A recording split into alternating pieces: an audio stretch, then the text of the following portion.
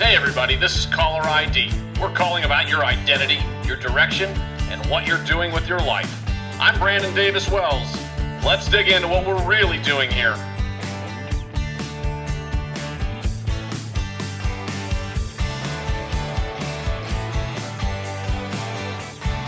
We tend to believe that people at the top of their field followed a straight line and that success answers the big questions. Today's guest took a far more interesting path and along the way developed some unconventional insights about career navigation, identity, pressure, jobs, all of the things that we talk about on this podcast. This is a conversation about what success doesn't settle, what it doesn't answer, and why the questions often get sharper as the stakes get higher. I'm Brandon Davis Wells, and this is Caller ID. Today's guest is Dr. Jacob Sands. Jacob and I were college roommates back in the day in undergraduate school. Jacob serves in a variety of roles. He's a physician and the Associate Chief of Thoracic Oncology at Dana-Farber Cancer Institute, an assistant professor at Harvard Medical School, where he works at the forefront of oncology, co-founder and president of the Rescue Lung Society, a nonprofit that does all kinds of good work for folks. What's always stood out to me about Dr. Sands isn't just what he's accomplished and the levels he's at, although that's all really important and crucial work, but how thoughtfully he approaches his work and the rest of his life, to be honest. The weight of the responsibility to be a caring physician, a caring leader of people, and also inside and outside of work, cares about people and what's best for them. Somebody who spent their life in a high-stakes environment where decisions matter, outcomes are not guaranteed, easy answers do not exist. They just don't. And that makes him a perfect guest for our Caller ID podcast. Jacob, I am really glad you're here. I'm sure I missed something in that introduction. Welcome, my friend. Oh, I'm so thrilled to be here. I'm really looking forward to discussing with you. When people ask what you do, what part of your answer matters the most to you for them to receive it? How do you answer that question?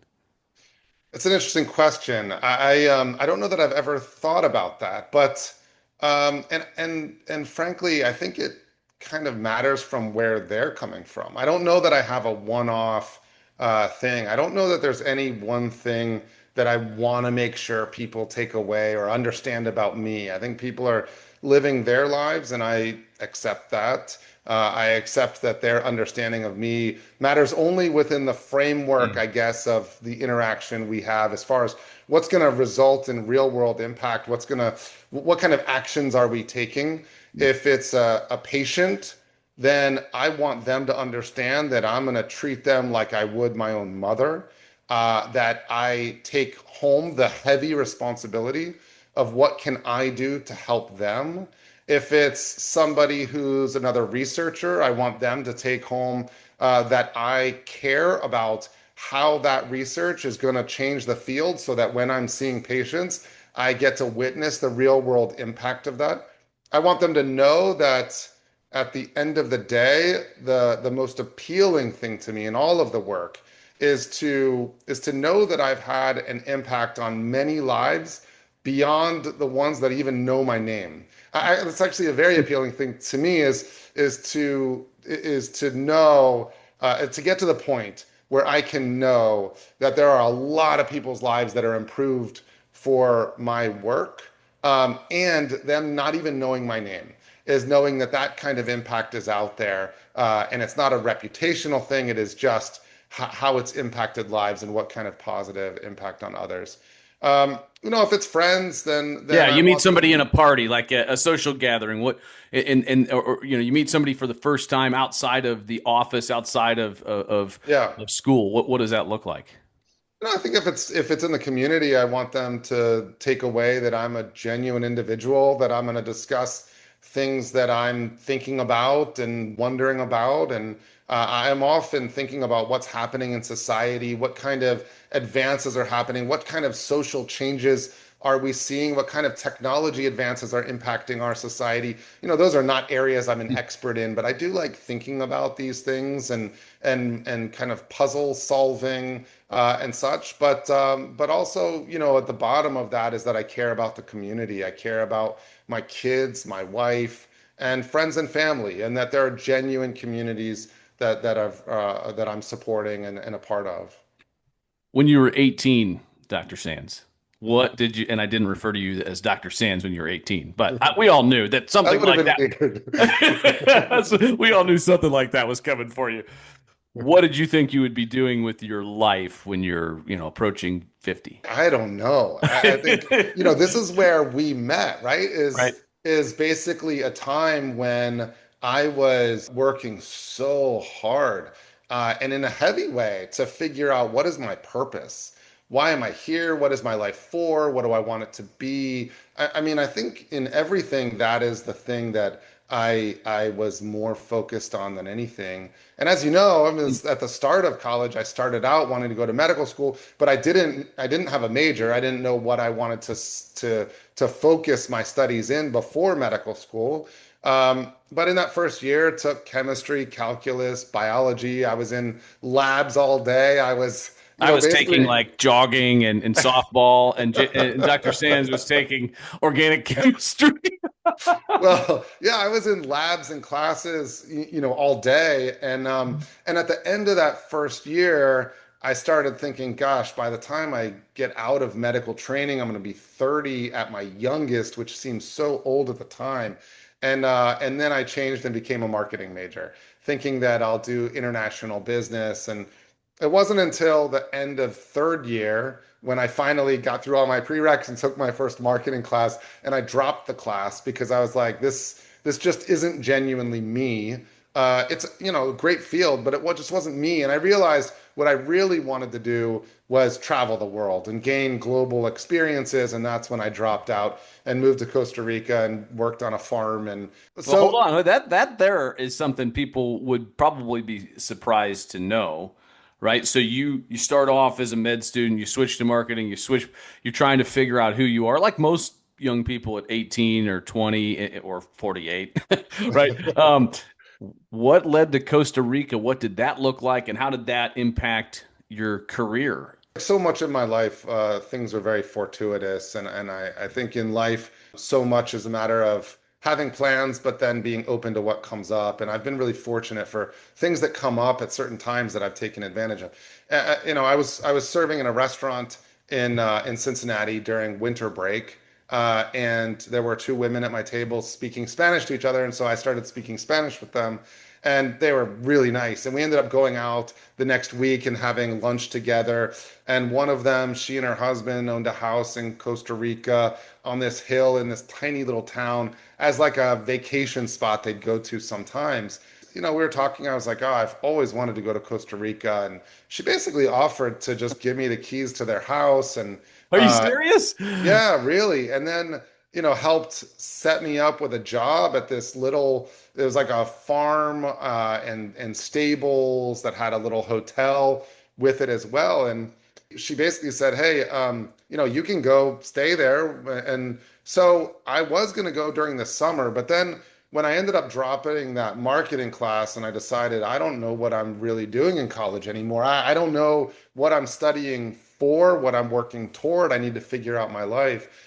And so I decided to drop out of college for the time being with an expectation I'd go back once I Sure. figure out my life. So this is kind of a, like my midlife crisis when I was 20, essentially, but ended up going down there and spent time taking care of horses and cows. And the tour guide for the hotel ended up leaving to go to a bigger hotel. He was really good, and this was a pretty small place. So he trained me because I was the only person that then spoke English and Spanish besides him. And so then he trained me to be the tour guide so that I could lead the tours through the rainforest. I worked as a server in their little restaurant. It had no walls. It's just like they're in the rainforest. So it was a special experience. But it's something that at the time, I mean, every night I was sitting in a plastic chair on a hill looking over the rainforest. I mean, a beautiful scene, but my purpose was to not think about anything. I wasn't trying to clear my mind. I wasn't doing any kind of meditation, but just recognizing any thoughts that come in and just watch them and let them go and kind of see where is my mind naturally going and not grabbing onto anything, which I guess is some form of Yeah. meditation in itself. Mindfulness, right? I mean, Yeah. in a beautiful way, right?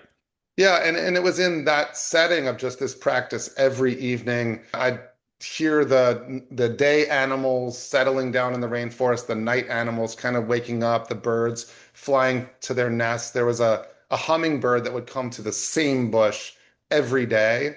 But it was in that setting that I came to, I felt very strongly that my purpose is as a healer in some form.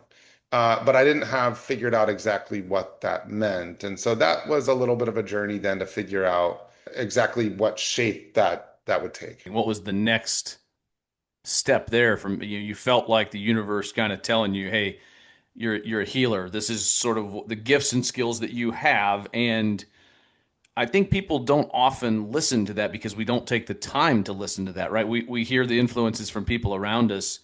So, kind of a twofold question. What did your family think of this? Right? Because I like to ask people that because that is a big impact on what we do with our lives and our careers, especially. And then what was the next step? So first, I think you're right that there's a greater tendency to kind of look out there and be like, what job do I want? And then we work toward fitting that profile. Mm. And what I was trying to do was kind of the opposite is what is my profile? Who am I? What is my purpose? And then how do I want to express that? And then what options are there for that expression itself? But as far as how my family reacted, my dad was like, I knew you would. Our parents tend My, to know us better than we do, right? Yep, yeah, that's so real. my parents were fully supportive. When I was born, my dad had dropped out of college and he was stacking ice cream in freezers and worked as a roofer for a little and did various odd jobs as he figured out his purpose. So I think in many ways my path was similar, although I got to do odd jobs in Costa Rica rather than stacking ice cream, which I think was fortuitous, as I mentioned. Yeah. But so he fully understood. My family was very, very supportive of that. They ended up taking the family vacation was to all go down to Costa Rica and visit me while I was there during the winter break. And so that worked out nicely. So they were very supportive. My friends' parents were, and it was really like my high school friends' parents that knew that basically were like, you shouldn't do this. Mm. Finish college, then you can go do stuff. You're not going to finish college if you don't. And I was like, I have control over this. I mean, I'll decide if I'm going back to school, which, I get the perspective now and saying, hey, life starts happening. And so you may not, I don't know. but I, That's interesting because as a parent, right, I have an 18-year-old son who is not going to college right away and trying to figure out what he wants to do. And so I've had to back down my own expectations of like, oh, I thought for sure this was what his life was going to look like. yeah, well, now my kids are young. My kids are 4 and 6. And so I'm just in the early part still of that parenting journey. But I do feel strongly that the job as a parent is more so to help them to blossom into who they are. And any of these preconceived boxes that we want them to fit in, that may or may not be helpful. But sometimes they need the space to identify who they are. I kind of feel like the hardest job in life is to define your purpose. Yeah. Who are you? And when you have that defined, the other stuff kind of falls into place a little bit more. Sure. But I've also found that is a lifelong effort. There is no like, who am I? Okay, now I have it. So the rest of my life I can. No, it's a constant kind of, okay, what is the next form of genuine expression of who I am? How can I impact the world in a positive way, in a way that's a genuine expression of who I am? And it's an ongoing effort. You mentioned there like you kind of did it backward according to conventional wisdom, and I talk about ikigai, right? The concept of ikigai, which is a Japanese term meaning the sweet spot of the four concentric circles, something you love to do, something you're good at, something the world needs, and something that you can make money at to pay the bills, right? And so you wanted to kind of find out, what it was. You found out what it was that you were good at, it seems like, and you said that next path, it was a little unconventional though. Yes, all of those things coming together, but at the start of a journey, you don't know what's going to make money necessarily or what serves society. Now, I mean, in my case, I think it was a bit more of a journey to decide to go into medicine, and even that. I still had an unconventional idea of what that would look like. And my practice now does not look like what I had pictured. Hmm. But actually, there's a lot of overlap. But there are some crucial things that are different. Now, that being said, I love my career and where I'm at. I mean, I feel so grateful for what my current career looks like, even though it is different than what I initially pictured. But the different phases of our lives change us in some ways. And I don't mean necessarily change us at our core, but we get more understanding, we get more experience. We naturally start seeing things in a more nuanced way as we get more experience in that space. And so my perspective around medicine and care is different than the way it was when I started medical school. But I have held very strongly each step of the way to who am I and what is the greatest expression of who I am and who I want to become and who I want to be.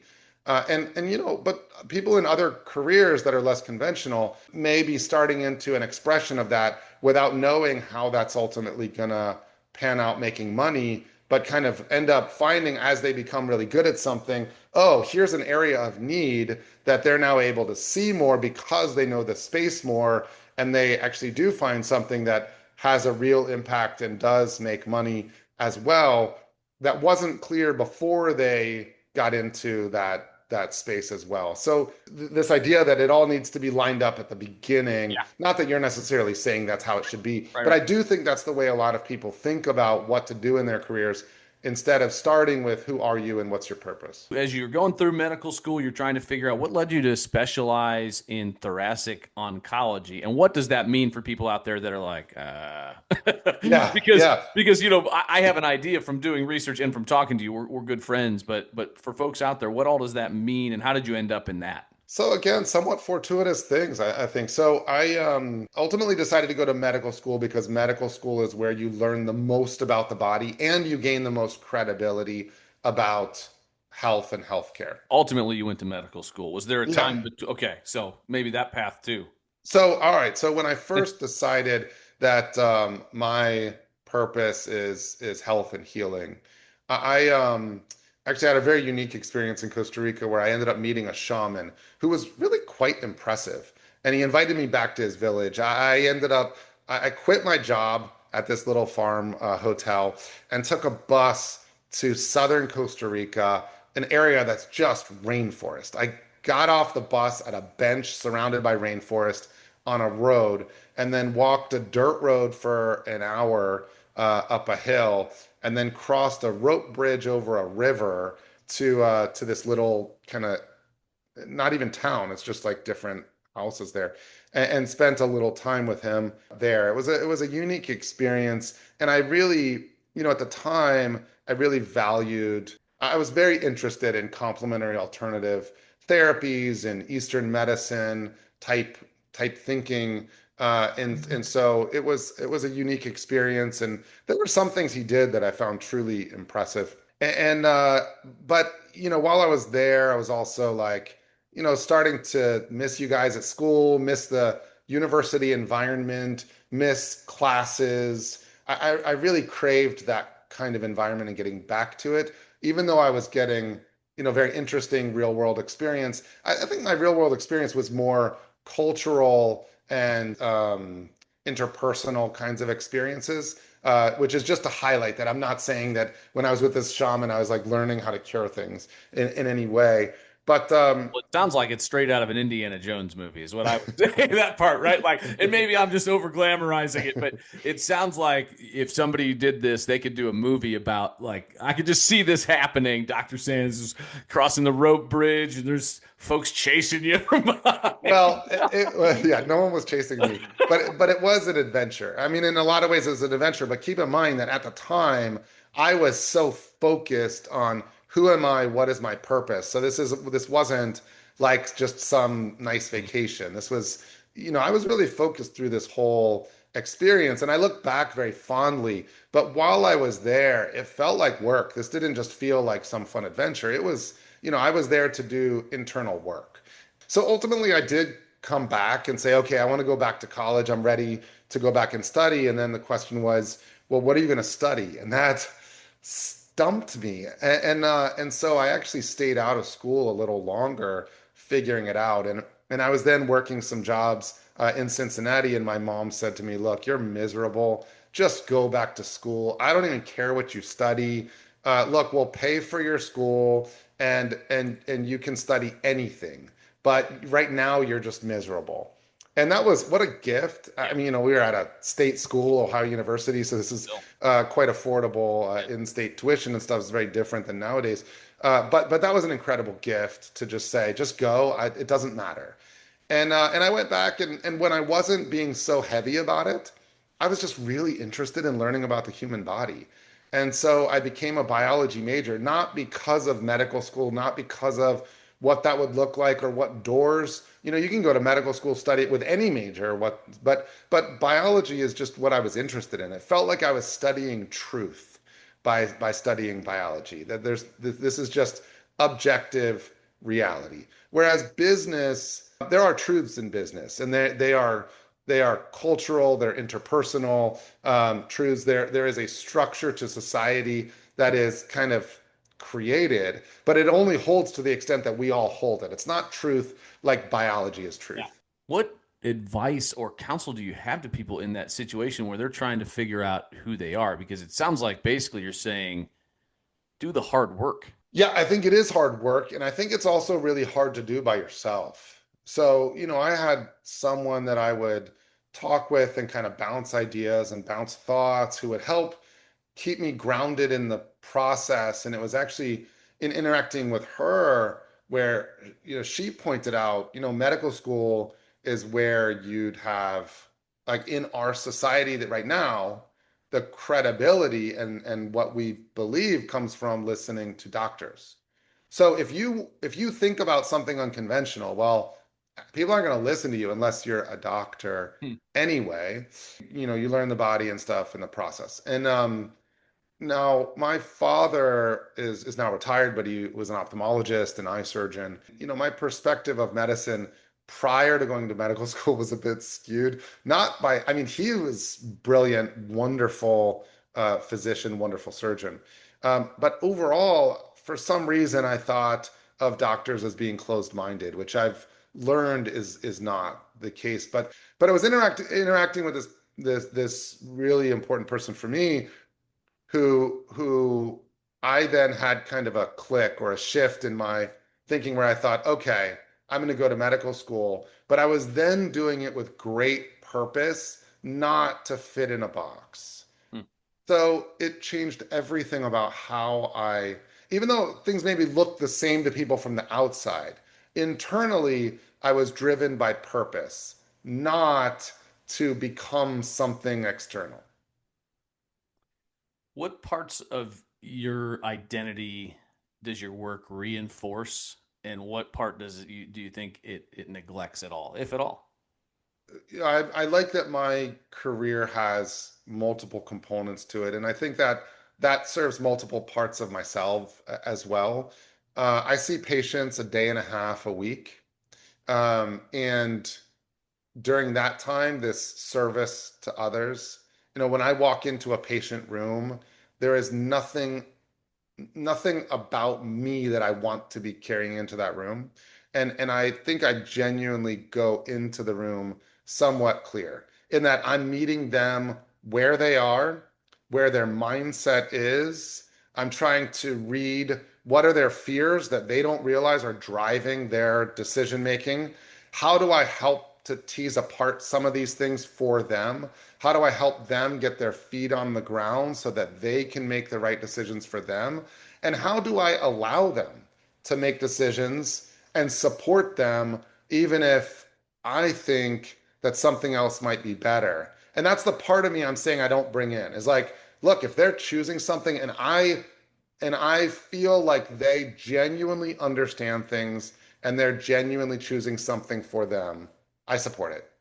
And so that service to them, I think, is a big part of me, and that's a big part of what drove me into this sense of as a healer. Now, from a research standpoint, the part of me in pushing toward progress, impacting society, impacting communities, the globe, I mean, many lives beyond my own, to write studies, to develop studies, to help move along research in a way that has the nuance to identify where new drugs can really be helpful or develop new technologies that can impact people's lives.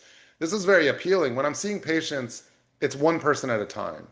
But if I can help to move the field in some way, that becomes thousands of And something lives when you're something talking about. that's here after you're gone. Exactly. That it goes on. I think, a visual is like when you throw a rock in the lake and you see a ripple that comes out. I want my life impact to be as much of a wave of positivity that I can generate. And the balance in that is, one, what leads to real world impact? It's not about my resume or publications. It's about what comes out of that has a positive impact. And I think for me, then the work in this is these are all expressions of myself.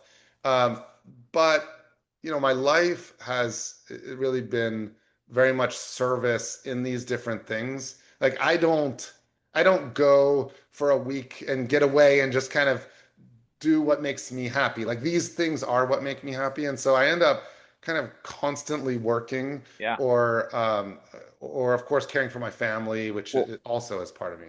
that's the rub when you love your job and you love your work and you love what you do every day. How do you separate career from identity as a father, as a husband, as those things that are also part of you, who you are? And maybe you have not the best week of work, right? I mean, you see all kinds of terrible things, great things, and everything in between. How do you separate that? Well, I guess on some level, what I'm saying is that you don't, in that.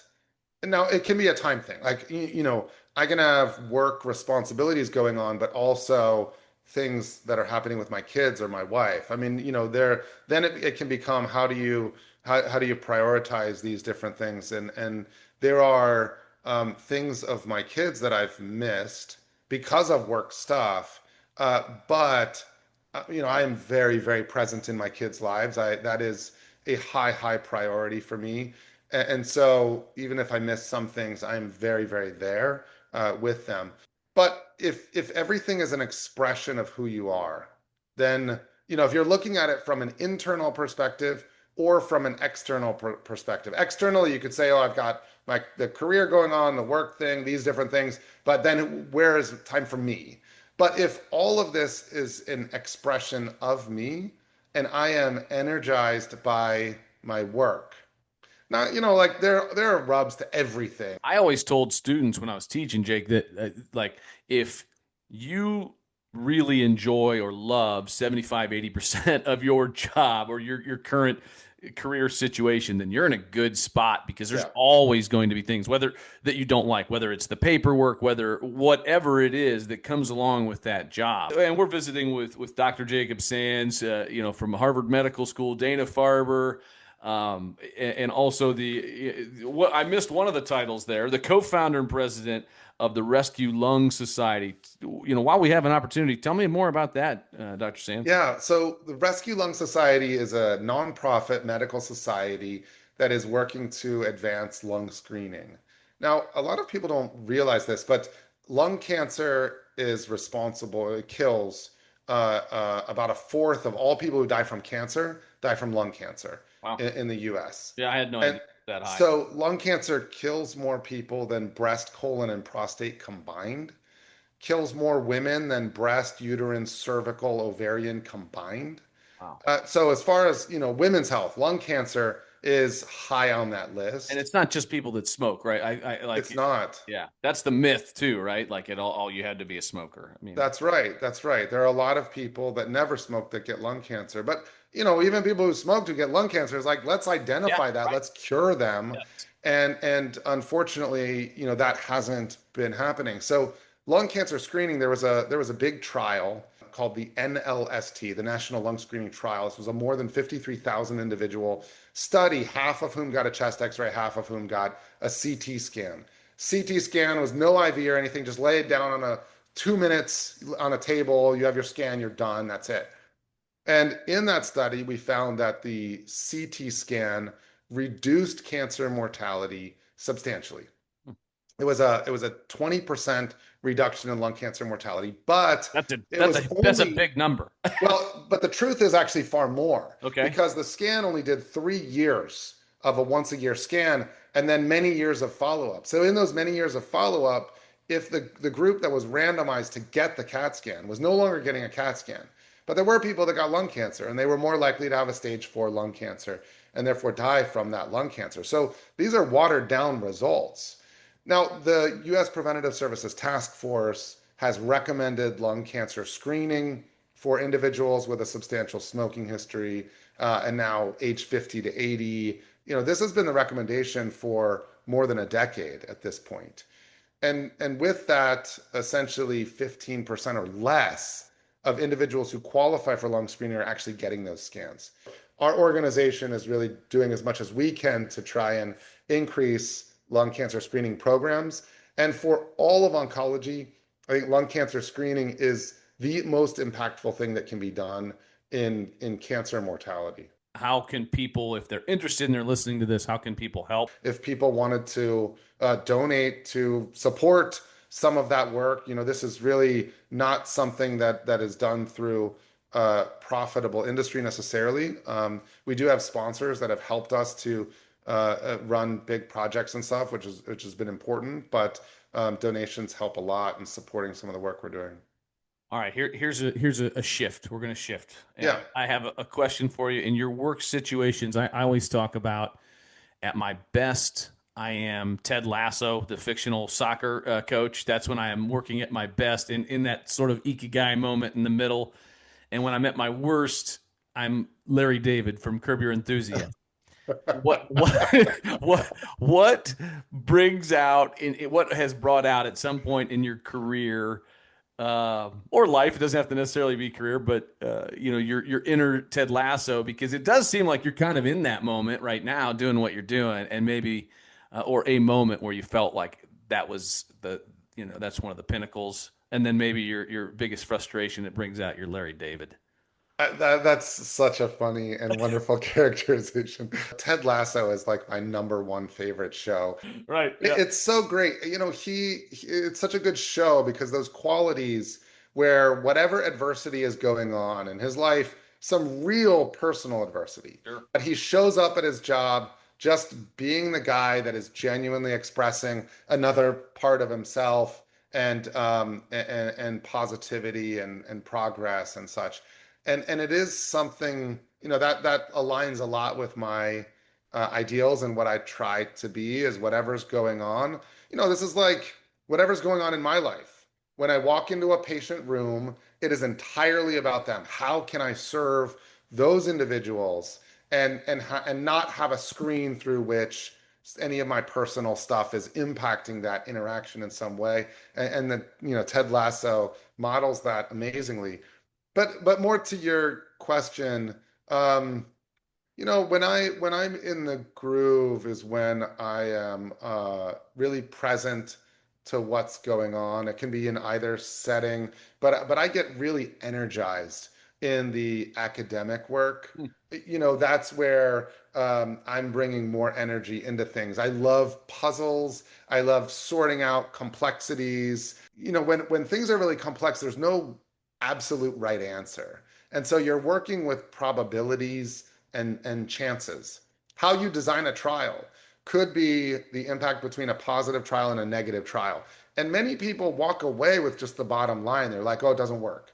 Like, well, there is a nuance to that, but you have to run a new study to kind of see, Yeah. well, does it work in this other way that it looks like And that in that energizes in you. that That study? brings you life. Like just being Yeah, I part think of the the puzzles, like yeah. the navigating and the strategizing around that, in dealing with the complexities, I enjoy quite a bit. So the opposite. What kind of sucks the life out of you?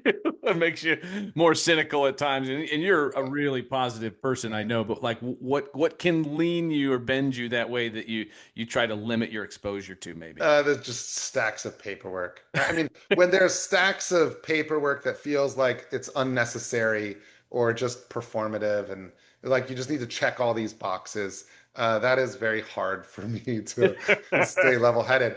And so, but anytime there's challenging stuff, Yeah. I very much just try to keep putting one foot in front of the other, keep just moving forward because eventually you're through that. And so just keep going. What do you see as the future of Dr. Sands' medical career or your career in general? You love the academic part, you love doing what you're doing. Anything that you see out there on the horizon that you're like, oh, I could see that. I could. What does that look like for you? I have been thinking about this more lately, is that I've gotten to a point in my career that has really been exciting and been a lot of fun. I've accomplished some real academic work. I'm now associate chief of the department here, which is Do I have to really call you chief now? Do I? Is that what? Should no, I have introduced you as chief? Okay, associate. associate chief. I will But not abbreviate associate for you. yeah. Right. But it's that's amazing. I mean and not that I've never really been one for titles, and so it's not the title itself, but to be in that position is something that's been really extraordinary, and I'm really grateful for the opportunities I've been given. We didn't talk about it, but I'm also the medical director of our International Patient Center. So the patients that come from around the globe to Dana-Farber, I'm the medical director for that program and have been around the world meeting with healthcare leaders and talking about ways in which that we can collaborate in research settings or in patient care settings. How do we help assist with better patient care in different areas around the globe, not just bringing patients here to Dana-Farber as well. So that all of that's been a lot of fun. Hmm. But now it's like, okay, well, what's the next step in my career? What's the next genuine expression of who I am? And how do I have a bigger impact, a bigger positive impact on society? And that's really more in a healthcare setting is more my arena, that whole sense of purpose, being healer. But I'm interested in systems level things, and I'm not yet to the point where I would take any bigger step towards something like that. And I don't know if that may be more system level things within Dana-Farber. I lead our small cell lung cancer program and have really put the pieces in place now for a more bench to bedside program. That means essentially work in the labs. I have an absolutely brilliant colleague, Matt Oser, who focuses in the lab on small cell lung cancer research. Matt Friedman is doing work in blood-based testing that is extraordinary. I love collaborating with these guys. Dave Barbie, the chief of our department, also doing work in the lab. That's really wonderful, and collaborating with him in some other ways. We have another faculty member that came in that's treating small cell lung cancer, a program manager, a postdoc. So pieces are in place for a bigger program here in small cell, and maybe the next phase is to expand that further. I'm excited about the work that we're doing. Sounds like And you have a great team, right? It sounds Yeah, like you really amazing enjoy the team, team. Yeah. amazing team. I'm gonna fire at you a couple words, and you can just fire the first word or phrase that comes back. Success. I guess if I come from the perspective of not objective reality, but just for myself in my life, is for my kids to grow up with a strong sense of who they are, and finding their purpose is the number one most important thing to me.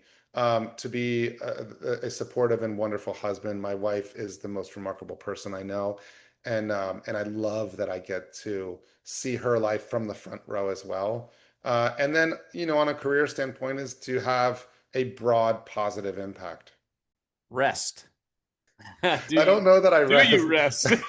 I think, the only real rest I get is on flights. People say Hmm. like, "Oh, what an exhausting trip. I'll Yeah. I'll fly somewhere international and land and go right on the stage and have events and do consulting and like Sure. spend the day, but and then back on a plane home." but it's on those flights. The international flights is where I get rest. I like it. I found those to be true. I used to travel for work all the time, and I agree. It was in such a high pressure world of broadcast, remote broadcasts with Yeah. the worldwide leader. That was true. I found the flights home, especially in particular, because usually I was working on the flights there. I try to not work too much on flights. I definitely do work on flights. There are times that I'm energized by that work, but I try to take the time to rest there because in the midst of everything else, it's harder to find calm moments. Last one, identity. I mean, for me, the number one is father and husband. I say healer, but I don't think that word is heard in the way that I mean it. I don't. Say more. I Well, I think healer can sometimes be thought of more like that shaman, and doctors in our society are sometimes thought of in a more like office environment kind of personality. With my patients, I'm very informal, but in the appropriate way for them, and very present and very accessible. I guess when I say healer, I mean essentially supporting individual patients in their own individual ways and working toward progress in in better outcomes in my setting with lung cancer in ways of treating that. But that's a very hands-on, very tech-forward kind of a healer, I guess. What do you think was so far your best day of work? Two that come to mind off the bat. One is on the patient side, was my last day of my intern year. Intern year is the first year of residency. It's grueling. And you come out of medical school thinking you know something, but now you're treating individuals and making decisions, and you have people to go to, but you have to kind of know what to go to people about. Um, All my reference for that is the TV show Scrubs, right? That's it. So that's all. That's Which my is Scrubs is the most accurate of all the well, I guess I don't know any shows in the last decade. I don't either. So Don't worry. maybe there yeah, maybe there are more modern ones. But Scrubs was really accurate in a lot of ways. And Dr. Cox is who they went to. So you're yeah, saying that your last day as an last day as an intern, my resident had the day off. So I was doing everything and had an enormous day. I mean, it was one of the most productive days I've had. Did various procedures, had an end of life discussion with a patient, which is not fun. That isn't the best, but productive. And then admitted a bunch of patients, cared for a bunch of people. I just accomplished so much in a day, and my attending, I then interact at the end of the day about things, and it was kind of like, wow, that was a lot, and it was a long day. I mean, I went home very late. There was the last patient that I had seen in the hospital. Like, that patient's son came in and was like, "Hey, you've been so amazing. I just wanted to give you something," and ended up giving me like a six pack of some beers That's great. that were. What a great And story. Yeah. so, walking out at the end of a really long day that was highly productive and having had that positive reinforcement of a patient's son saying, "Hey, we just really wanted to bring you something because you've been so incredible," and getting to bring that back and then have some beers with I was living with one of my residents at the time, and to have some beers with him and a couple friends was a really productive patient care day. On the research side, there was a day where I presented two big trials at the World Lung Conference, and so to get on stage and the room was filled, a large room, and to be able to present this data, to know that this is the first time that the public is finding out about how these drugs worked, or at least this next step in how it worked. It wasn't the first data about it, but it was the next kind of big data point, and to get to share that with everybody, and to kind of craft that story as it is in sharing that data, as to what does it mean, how important is this and stuff. That was a culmination of just a lot of work that was packaged into that day. That was fun. Thank you for joining the podcast. I think this is the kind of conversation that helps people out there as they're trying to figure out their own identity, their own career, and what that looks like. I'll give you the last word. Well, I think in all of this, the thing that I'd like to underscore is not anything that I've done, is more for everyone listening. Like, who are you? What is your purpose? And when you find that and you're then acting from that place and you're showing up in the world in the genuine way of who you are, and you're identifying the rub, you're finding what are the things that bother me, and when they bother me, why? What is it about me that's making that bother me? How can I become more clear and more empty, so to speak, to be able to more genuinely express who I am? You become more of the Ted Lasso and less of the Larry David. But you get to that. And I think that is the most important individual work any of us can really do, is figuring out who we are, what's our purpose. And in some ways you get to choose that too. And then how do you be that?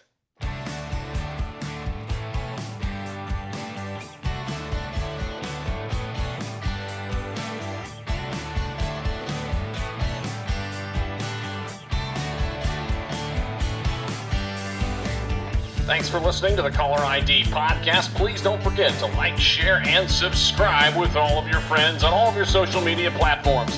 Thanks again. Signing off, Brandon Davis Wells.